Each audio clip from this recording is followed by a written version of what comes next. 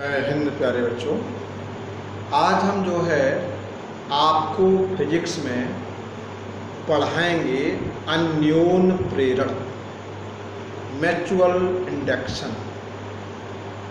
तो mutual induction का मतलब ये है, अन्योन प्रेरण का मतलब ये है कि यदि हम दो कुंडलियों को पास पास रख दें ना, ऐसे मान लीजिएगा कि मेरे पास एक कुंडली है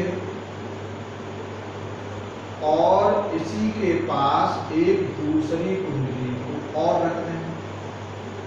तो इस कुंडली में हम जो है मान लीजिएगा कि हमने वैद्युत धारा को प्रभावित किया। तो वैद्युत धारा को प्रभावित करेंगे तो क्या उत्पन्न हो जाता है, उसके चारों ओर चुंबकीय क्षेत्र पैदा हो जाता है।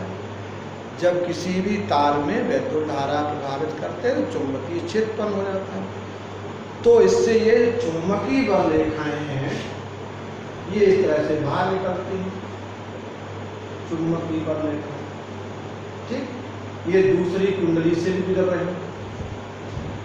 ठीक, तो ये हम जो है इस कुंडली में बहने वाली वैद्युत धारा के मान में परिवर्तन कर दें तो इससे गुजरने वाली चुंबकीय बल रेखाओं में भी परिवर्तन होने लगेगा, जिसके कारण इसमें एक चुंबकीय फ्लक्स उत्पन्न हो जाएगा। ठीक, और चुंबकीय फ्लक्स में परिवर्तन के कारण उसके पास रखी दूसरी कुंडली में एक प्रेरित विद्युत वाहक बल पैदा हो जाता है। तो इस घटना को अन्योन प्रेरण कहते हैं। फिर एक बात को समझ लो आप लोग कि मान लो हमारे पास दो कुंडलियां पास पास रखी गई हैं। ठीक, उनमें से किसी एक कुंडली, यानी कोई कुंडली हो तो किसी एक कुंडली में प्रभावित धारा के मान में परिवर्तन किया जाए तो क्या होगा, उससे गुजरने वाली चुंबकीय बल रेखाओं में परिवर्तन होगा, जिसके कारण उसमें जो है चुंबकीय फ्लक्स में भी परिवर्तन होने लगता है। तो उसके जो पास जो दूसरी कुंडली रखी है तो इसमें एक प्रेरित विद्युत वाहक बल पैदा हो जाता है। इस घटना को अन्योन प्रेरण कहते हैं। तो डालो हेडिंग आप लोग अन्योन प्रेरण, डाली फटाफट हेडिंग आप लोग।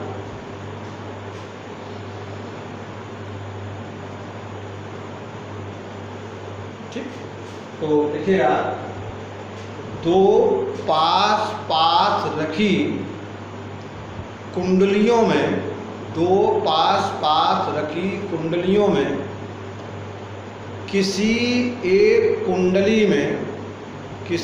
एक कुंडली में प्रवाहित धारा के मान में परिवर्तन किया जाता है तो उसके पास रखी दूसरी कुंडली में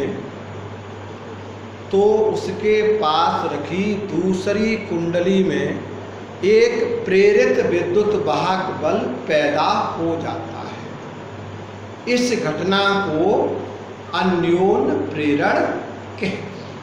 ठीक है, ये डेफिनेशन आपकी अन्योन प्रेरण। ठीक, अब डालो हेडिंग आप लोग अन्योन प्रेरकत्व अथवा अन्योन प्रेरण गुणांक।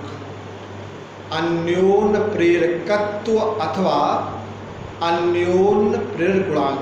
ठीक, म्यूचुअल, ठीक है ना, कोएफिशिएंट ऑफ म्यूचुअल इंडक्शन। ठीक है, प्रेरण गुणांक इसको कहते हैं हम लोग। ये डाली हेडिंग आप लोग और इसमें लिखना प्रारंभ करिएगा।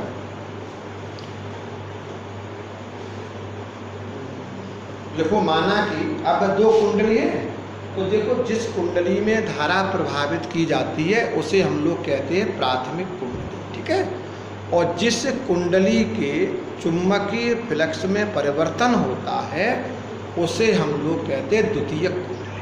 अच्छा, इसका ध्यान रखें। ठीक, देखो लिखो, माना कि प्राथमिक कुंडली में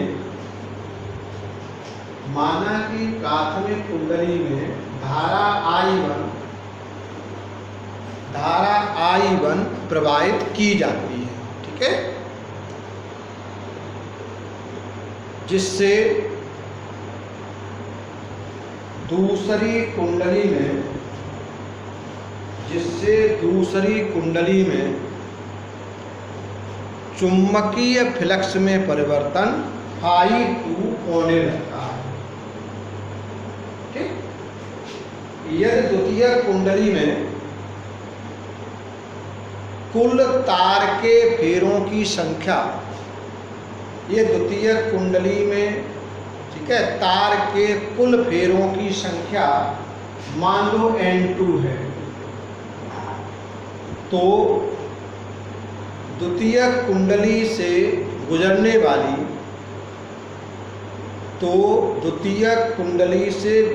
वाली फ्लक्स ग्रंथताओं की संख्या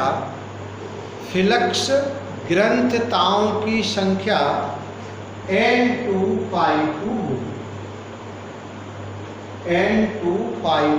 होगी, जो कि प्राथमिक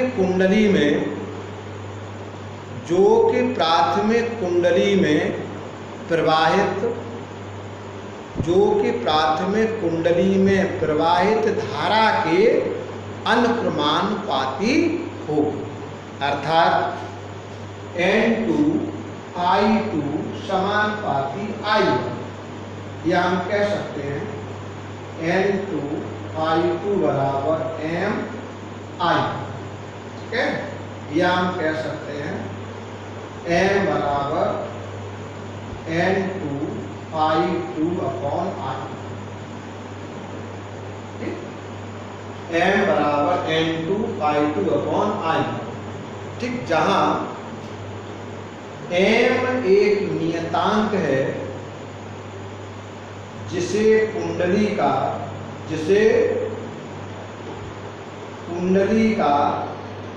अन्योन्य प्रेरण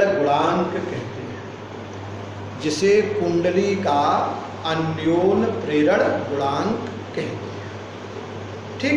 अब यहाँ से इसकी डेफिनेशन क्या हो, यदि मान लो इसमें I1 का मान 1 एम्पियर होगा, I1 का मान, तो फिर क्या होगा, M बराबर N2 Φ2।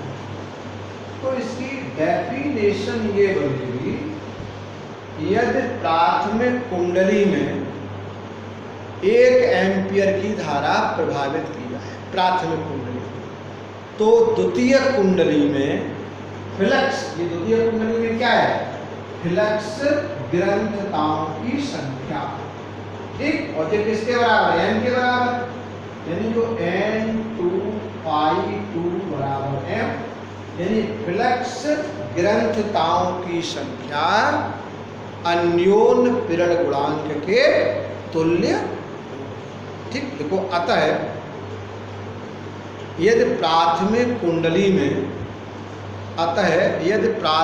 कुंडली में प्रवाहित धारा का मान 1 एम्पियर है, तो द्वितीय कुंडली में फ्लक्स ग्रंथताओं की